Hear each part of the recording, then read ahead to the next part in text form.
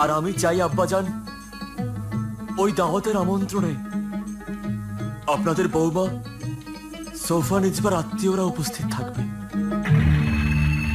অবশ্যই আসবেন তারা। আর আকরামও তোমার বিয়েতে আসবে বলে তাড়াহুড়ো করে চলে এসেছে। হ্যাঁ, এ তো অনেক খুশির খবর। তো দাওয়াতের আমন্ত্রণে ওর মা বাবাকে ডেকে আকরাম আর মাসুমার বিবাহের দিনক্ষণ ঠিক করে ফেলতে হবে। হ্যাঁ আব্বাজান, ওই শুভ কাজের সুযোগে এই শুভ কাজ তো হওয়াই উচিত। আরে হ্যাঁ বাবা, আমি তো ভুলে গিয়েছিলাম। আকরাম তোমার ওই মোহতারাম আমিলে কামিলের পবিত্র তাবিজ দিয়ে গেছে। আরো তাবিজের অনেক প্রশংসা করছিল। সে বলছিল এই তাবিজ কাছে রাখলে যদি কোনো ডাইনি পেতনি তোমার কাছে আসে তো তোমার কোনো ক্ষতি করতে পারবে না। নাও বাবা, এটা পড়ে নাও। হ্যাঁ, পড়ে নাও বাবা। আম্মাজান, এখন এর কি প্রয়োজন? বাইরে তো কোথাও যাচ্ছি না। যখন বাইরে যাব তখন পড়ে নেব।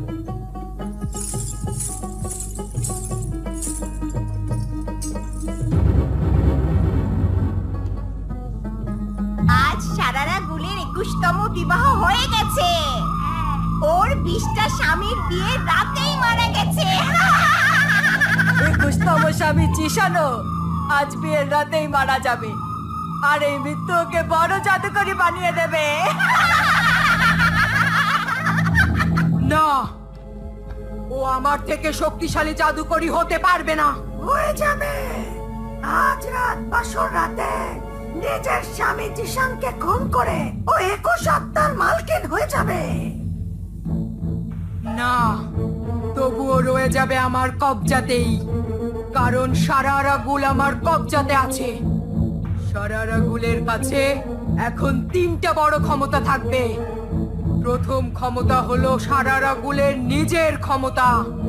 দ্বিতীয় ক্ষমতা ওর 21টা মৃত স্বামীর আত্মার শক্তির ক্ষমতা। আর তৃতীয় ক্ষমতা বদাত্মা ডাইনির।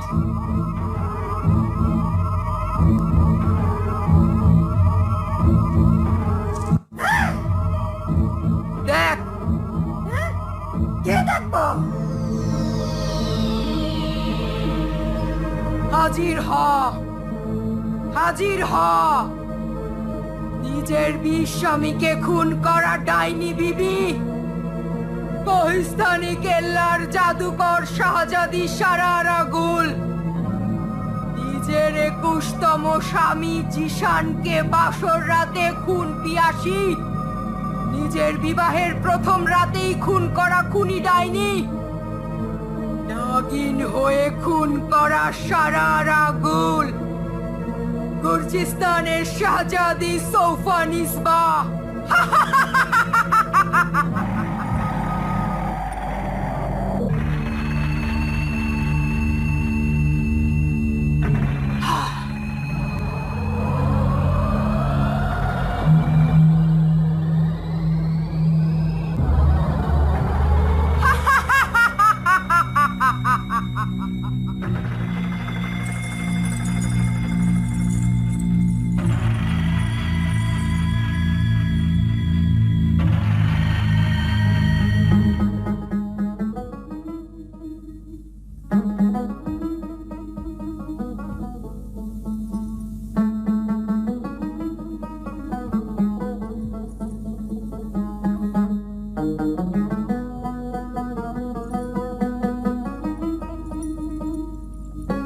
আহা, সুবহানাল্লাহ, সুফনিজবা, তোমার সৌন্দর্য সবকিছুর ঊর্ধ্বে।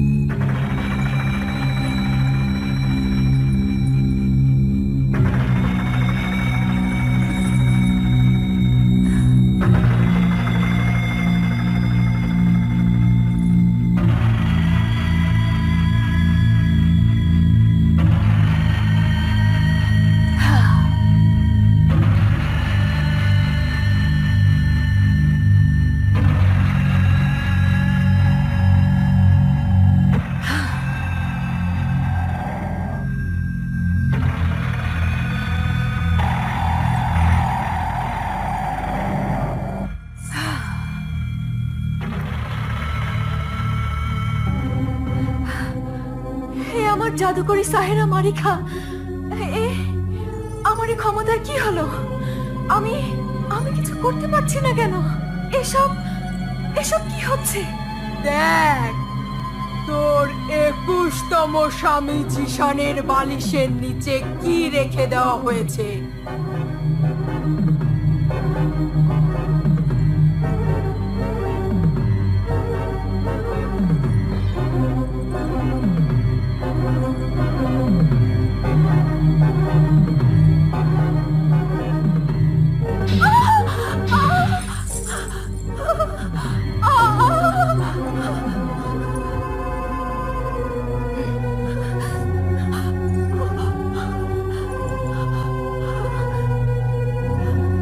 এটা ওই জালালি আমিল কামিলের তাবিজ, যা প্রথমে আকরামের কাছে ছিল, যার কারণে তুই ওর রক্ত পান করতে পারিসনি। এখন তুই তোর 21তম স্বামীকে মারিস না, প্রথমে ওর মা, বাবা, ভাই বোনকে ধীরে ধীরে খতম কর। জাদুকরি মারিখা ঠিকই বলছে। ঠিক আছে জাদুকরি সাহেরা মারিখা, কিন্তু কিন্তু এখন আমার ক্ষুধা লেগেছে। যা, ওই পুরনো মহলের জঙ্গলে যা, যেখানে তোর 21তম বিবাহের খুশিতে তোর বান্ধবীরা তোর জন্য তাজা শিকার মেরে রেখেছে। যাচ্ছি সাহেরা মারিখা, এখনই যাচ্ছি।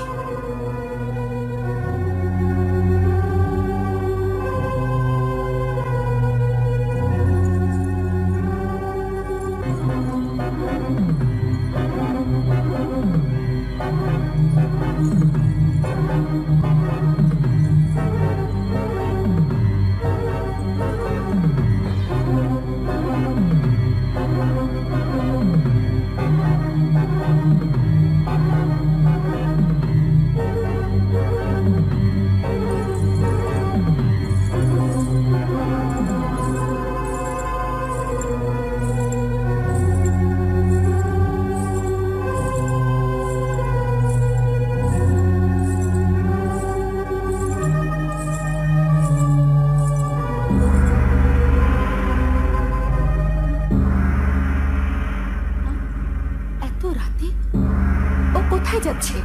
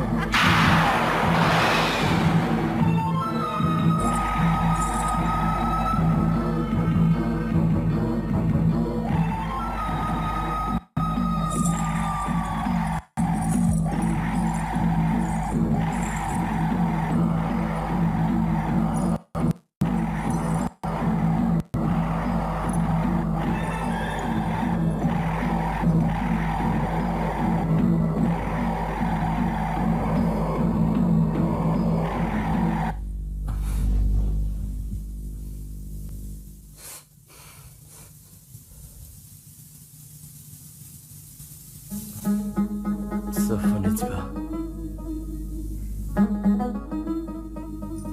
ছাড়ো, আমি আপনার সাথে কথা বলবো না। আমি সারা রাত এখানেই বসেছিলাম, আর আপনি এমন গভীর নিদ্রায় ছিলেন যে একবারও ওঠেননি। গভীর নিদ্রা? নিদ্রা না বেহুশ ছিলাম, কিছুতেই বুঝতে পারছি না। তাছাড়া বিয়ের প্রথম রাত কিভাবে যেন কাটলো।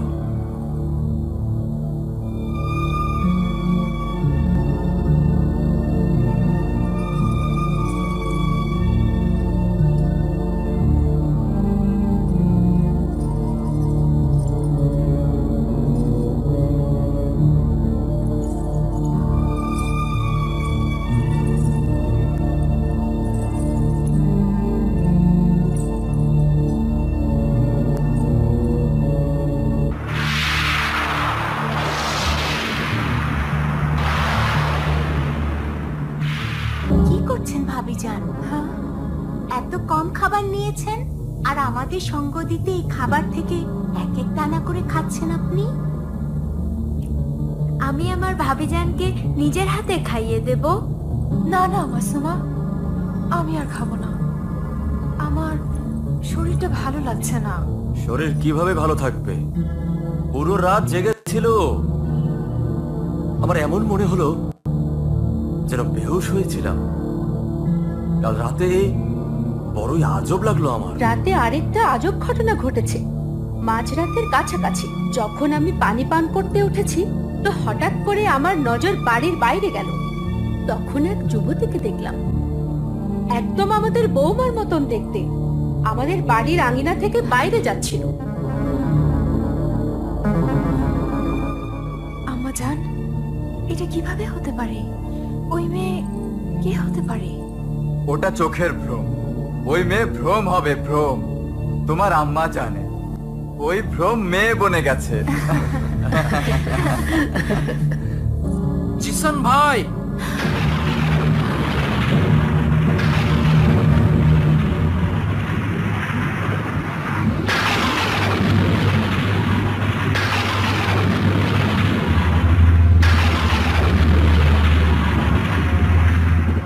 আকরাম, এসো আমার বন্ধু, কোলাকুলি করি। এসো, বুকে এসো, বুকে এসো। তুমি কিভাবে জানলে? আরে ভাই, ও আমাদের ফুলওয়ালা আফরোজ বললো যে কাল রাতে ফুল আমাদের এখান থেকেই গিয়েছে। তোমার বন্ধু জিসান বিবাহ করে বিবি ঘরে এনেছে। এখন জলদি বলো কোণে কোথায় আমার ভাবি? এসো, পরিচয় করে দেই। চলো। চলো। আসসালামু আলাইকুম। ওয়ালাইকুম আসসালাম। এই হলো গুরজিস্তানের শাহজাদি সোফনিসবা। সোফানিসবা গুরজিস্তানের শাহজাদি? হ্যাঁ ভাই, হ্যাঁ, এ গুরজিস্তানের শাহজাদি। আরে ভাই, তো আমাদের সামনে কিসের পর্দা? হ্যাঁ সোফনিসবা, আর তোমার নেকাব সরাও। ওর সামনে কিসের পর্দা? আরে আমরা তো বাচ্চা কালের কলিজার দোস্ত হই। আর এখন তো আমাদের বন্ধুত্ব আত্মীয়তায় রূপান্তর হচ্ছে। আকরাম মিয়া, মুখ দেখার জন্য কিছু উপহার তো দাও। হ্যাঁ, এই কথাটা আব্বা যারা একদম ঠিক বলেছেন। ভাই, কিছু মালটাল বের করো, তবেই তো তোমার ভাবির চেহারা দেখতে পারবে। এই নিন ভাবিজান, এ তো 100 আশাফিয়া আছে। এখন আপনি আপনার ওই চাঁদ বদনখানি দেখিয়ে দিন। মনে হচ্ছে এই পবিত্র দায়িত্ব আমাকেই পালন করতে হবে। এসো, এসো।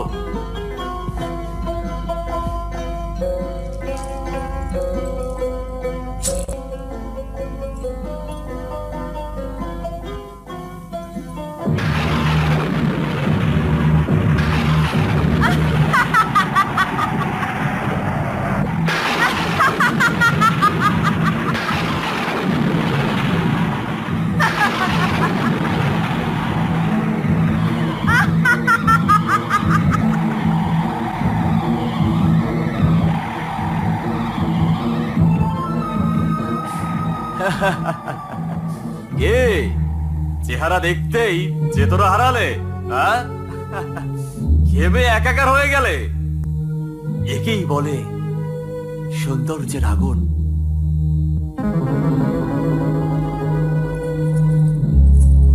বৌমাকে এত পেরেশান করা উচিত নয়। ওর কাছে আমরা সবাই অপরিচিত। যদিও চেহারা দেখাতে না চায় তো দেখাবে না। কিছুদিন পরে তো নিজেই চেহারা দেখাতো। আম্মা জান, ও তো উঠে চলে গেল, কিন্তু এই জনাবের কি হয়েছে? এ পাথর হয়ে কেন দাঁড়িয়ে? চেহারা দেখতেই এর এমন লাগলো যেন ওর প্রাণটাই চলে গেছে। ভাই আকরাম, আমার পছন্দের প্রশংসা করো। লাখের মধ্যে একটা তোমার ভাবি। আবিদার থেকে অনেক সুন্দর, তাই না? তাই না? আমি এখন যাই। না, যেও না বাবা আকরাম, তুমি এভাবে কেন যাবে? অন্তত খাবারটা খেয়ে যাও। না ফুফুজান, আমার অনেক জরুরি একটা কাজ পড়েছে। সবার আগে আমার ওখানে যাওয়া জরুরি। খোদা হাফেজ। খোদা হাফেজ। আম্মা, আকরাম, আকরাম ভাই শোনো তো, আকরাম মিয়া।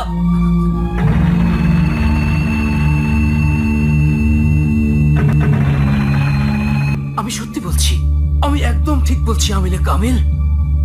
জিসানের বাড়িতে সোফা নিসবার বদলে এক বদাত্মা আছে, যার সাথে ওই রাতে দেখা হয়েছিল। আমার নজর ভুল দেখতে পারে না আবিদা। ওই ভয়ঙ্কর জঙ্গলে বিদ্যুতের চমক আর বাতাসের তোড়ে নেকাব খুলে যেতেই এক পলকের জন্য আমি যে চেহারা দেখেছিলাম,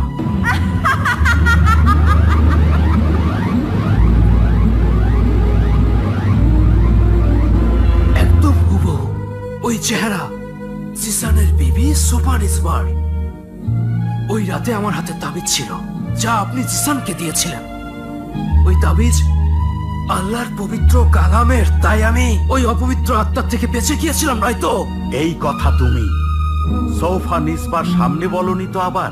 না না, আমি কাউকে কিছু বলিনি। আমি ওখান থেকে সোজা আপনার কাছে চলে এসেছি। আপনি জিসান আর তার খানদানকে সোফা নিসবার কাছ থেকে বাঁচান। আব্বাজান, আপনি আপনার গুপ্তচর দত্তকে বলে ওই অপবিত্র আত্মাকে সোফা নিসবাকে শাস্তি তো দিতে পারেন। ওকে কোথা থেকে এসেছে আর আবার কি করতে চাইছে? আমি এখনই খোঁজ নিচ্ছি।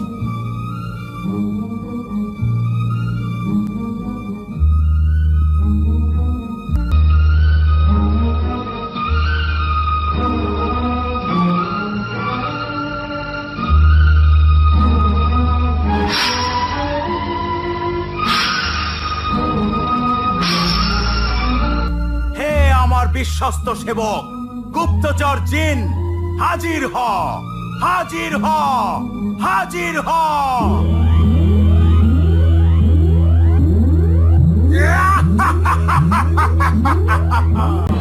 আমি হাজির, আমি হাজির। তোমার বিশ্বস্ত গুপ্তচর দৈত্য হাজির। আমার হুজুর, হুকুম দাও, কি জানতে চাও? খবর দে আমাকে, হে আমার গুপ্তচর জিন, কুর্জিস্তানের শাহজাদি সোফা নিসবা। খবর দে, কে আসলে ও? ও কুর্জিস্তানের শাহজাদি সোফা নিসবা নয়। ওই সোফা নিসবা অনেক আগেই মরে গেছে, 50 বছর আগে। আর এই সোফা নিসবা হলো সারাগুল। সারারাকুল? হ্যাঁ আমার হুজুর, সারাগুলের ব্যাপারে আমি কয়েকদিন আগে তোমাকে ঠিকই জানিয়েছিলাম যে ও কোহেস্তানি কেল্লার জাদুকরী সারাগুল। তার মানে হলো এটাই যে বদাত্মা ডাইনি সারারাগুলের শরীর পেয়ে গেছে। এখন তার মধ্যে দুটো ক্ষমতা আছে, এক সারারাগুলের আর দ্বিতীয় ক্ষমতা হচ্ছে বদাত্মা ডাইনির। হ্যাঁ আমার হুজুর। ও জিসানের বাড়িতে কোন উদ্দেশ্যে আছে? তোমার উপর প্রতিশোধ নিতে। আমার উপর? তোমার আর তোমার মেয়ে আবিদার উপর। মা, আমি গুপ্তচর জিনের সাথে কথা বলেছি। আকরাম যা কিছু বলেছে সেসব সত্যি। এখন জিসান আর ওর খানদানকে বাঁচান আপনি, আর ওই দুষ্টু ডাইনিকে এমন শাস্তি দিন যেন ও আর মানুষের ক্ষতি করতে না পারে। ওকে তো শাস্তি আমার মেয়ে আবিদা দেবে।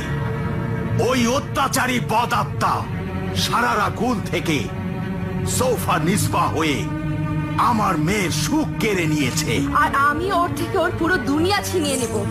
ওর সব শয়তানি শক্তিকে টুকরো টুকরো করে দিব। আমার থেকে আমার হবু স্বামীকে ছিনিয়ে নিয়েছে। ও যে পাপ করেছে সেই পাপের সাজা শুধুমাত্র আমি ওকে দিতে পারি।